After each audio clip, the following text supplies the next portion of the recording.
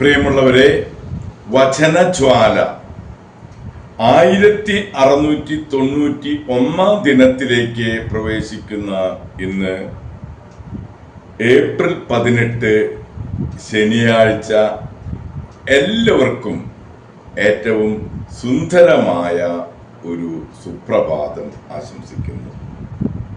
ഇന്ന് ഞങ്ങളുടെ മറ്റം നിത്യസഹായ മാതാവിൻ്റെ തീർത്ഥകേന്ദ്രത്തിലെ തിരുനാൾ ആഘോഷിക്കുകയാണ്. ഇന്നും നാളെയും 88ാം തിരുനാൾ ആഘോഷിക്കുന്ന ഈ ശുഭമുഹൂർത്തത്തിലേക്ക് നിങ്ങളെ ഓരോരുത്തരെയും മാതാവിൻ്റെ അനുഗ്രഹം പ്രാപിക്കാനായി ഏറ്റവും ഹൃദ്യമായി സ്വാഗതം ചെയ്യുന്നു. ഇന്നത്തെ വചന വായനയിൽ വിലാപങ്ങളുടെ പുസ്തകം 3-ാം അധ്യായം 1 മുതൽ 22 വരെയുള്ള തിരുവാക്യങ്ങളാണ് നാം ശ്രവിക്കുക. അവിടുത്തെ ക്രോധത്തിന്റെ ദണ്ഡനം അനുഭവിച്ചറിഞ്ഞവനാണ് ഞാൻ. പ്രകാശത്തിലേക്കല്ല, കൂരിരുട്ടിലേക്കാണ് അവിടുന്ന് എന്നെ തള്ളിവിട്ടത്. അവിടുത്തെ കരം ദിവസം മുഴുവൻ വീണ്ടും വീണ്ടും പതിക്കുന്നത് എൻ്റെ മേലാണ്. എൻ്റെ മാംസവും തൊലിയും ജീർണിക്കാൻ അവിടുന്ന് ഇടയാക്കി. എൻ്റെ അസ്ഥികളെ അവിടുന്ന് തകർത്തു. അവിടുന്ന് എന്നെ ആക്രമിക്കുകയും യാതനയും ദുരിതവും കൊണ്ട് എന്നെ പൊതിയുകയും ചെയ്തു. പണ്ടേ മരിച്ചവനെ എന്ന പോലെ എന്നെ അവിടുന്ന് അന്ധകാരത്തിൽ പാർപ്പിച്ചു. രക്ഷപ്പെടാതിരിക്കാൻ അവിടുന്ന് എനിക്ക് ചുറ്റും മതില് കെട്ടി. ഭാരമുള്ള ചങ്ങലകൾ കൊണ്ട് എന്നെ ബന്ധിച്ചു. ഞാൻ വിളിച്ചപേക്ഷിക്കുന്നെങ്കിലും അവിടുന്ന് എൻ്റെ പ്രാർത്ഥന ചെവിക്കൊള്ളുന്നില്ല. ചെത്തിയെടുത്ത കല്ലുകൊണ്ട് അവിടുന്ന് എൻ്റെ വഴി അടച്ചു. എൻ്റെ പാതകളെ അവിടുന്ന് വളഞ്ഞതാക്കി. അവിടുന്ന് എനിക്ക് പതിയിരിക്കുന്ന കരടിയെപ്പോലെയും ഒളിച്ചിരിക്കുന്ന സിംഹത്തെയും പോലെയാണ്. അവിടുന്ന് എന്നെ വഴിതെറ്റിച്ചു കൊണ്ടുപോയി ചീന്തിക്കീറി ഏകനായി ഉപേക്ഷിച്ചു. അവിടുന്ന് വില്ല് കുലച്ച് എന്നെ അസ്ത്രത്തിന് ലക്ഷ്യമാക്കി. അവിടുന്ന് ആവനാഴിയിലെ അമ്പ് എൻ്റെ ഹൃദയത്തിലേക്ക് അയച്ചു.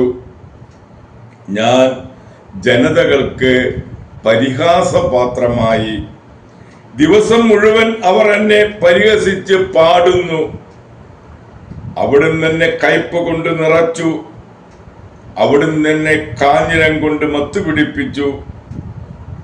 കല്ല് ചവച്ച് പല്ല് പൊടിയാകാനും ചാരം തിന്നാനും എനിക്ക് ഇടവരുത്തി. എൻ്റെ ആത്മാവിന് സ്വസ്ഥതയില്ല. സന്തോഷം എന്തെന്ന് ഞാൻ മറന്നു. അതുകൊണ്ട് എൻ്റെ ശക്തിയും കർത്താവിലുള്ള പ്രത്യാശയും പൊയ്പോയെന്ന് ഞാൻ വിലപിക്കുന്നു. എൻ്റെ കഷ്ടതയുടെയും അലച്ചിലിൻ്റെയും ഓർമ്മ കയ്പേറിയ വിഷമാണ്.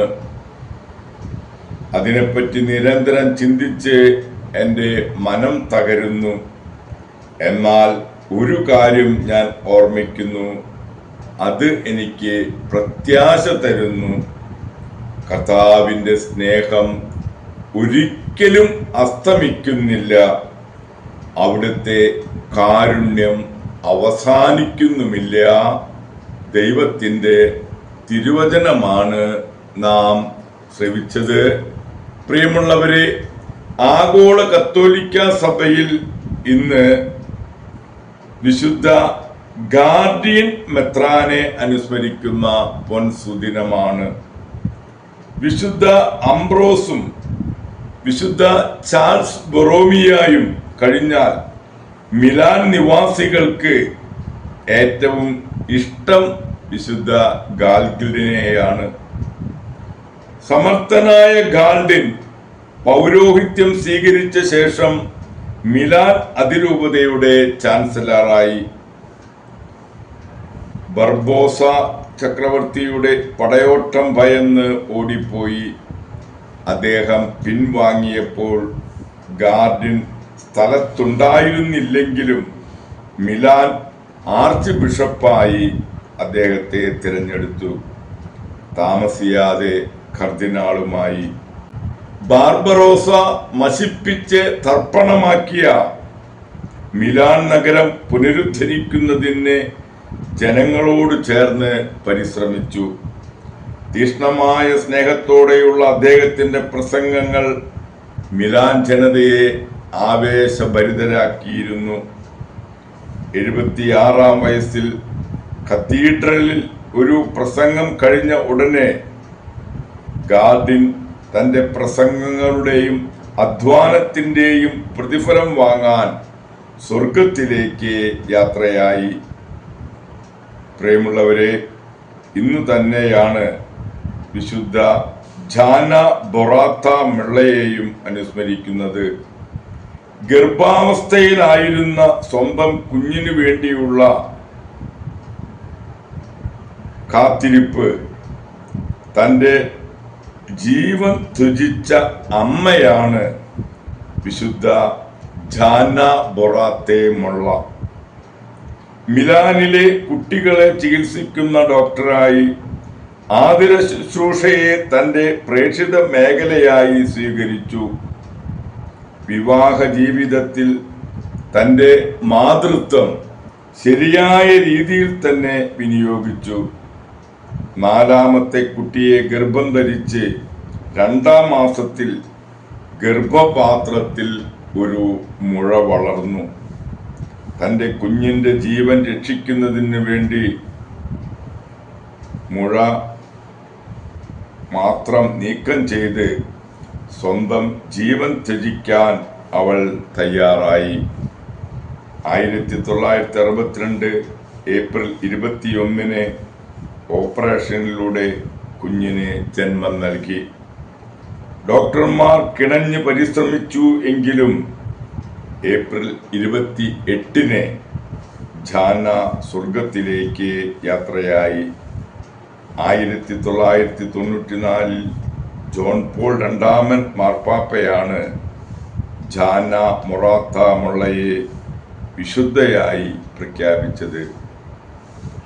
വിശുദ്ധ ജാന മാതാക്കളുടെയും ബിഷഗ്ഗരന്മാരുടെയും ഗർഭസ്ഥ ശിശുക്കളുടെയും മധ്യസ്ഥയാണ്. മെത്രാനായ വിശുദ്ധ ഗാർഡിന്റെയും വിശുദ്ധ ജാന ബൊറാത്ത മൊള്ളയുടെയും മധ്യസ്ഥം യാചിച്ച് ഇന്നത്തെ ഈ നല്ല ദിവസത്തിലേക്ക് നമുക്ക് പ്രവേശിക്കാം. എല്ലാവർക്കും നല്ല ഒരു ശനിയാഴ്ച ദിവസം ആശംസിക്കുന്നു. ഒരിക്കൽ കൂടി ഞങ്ങളുടെ മറ്റം നിത്യസഹായ മാതാവിൻ്റെ 88ാം തിരുനാളിന് എല്ലാവരെയും ഇന്നും നാളെയും തീർത്ഥകേന്ദ്രത്തിലെ എല്ലാ ഭക്തകൃത്യങ്ങളിലും പങ്കെടുക്കാനായി നിങ്ങളെ ഓരോരുത്തരെയും ഞാൻ പ്രത്യേകം മറ്റം മാതാവിൻ്റെ സവിധത്തിലേക്ക് ക്ഷണിക്കുന്നു.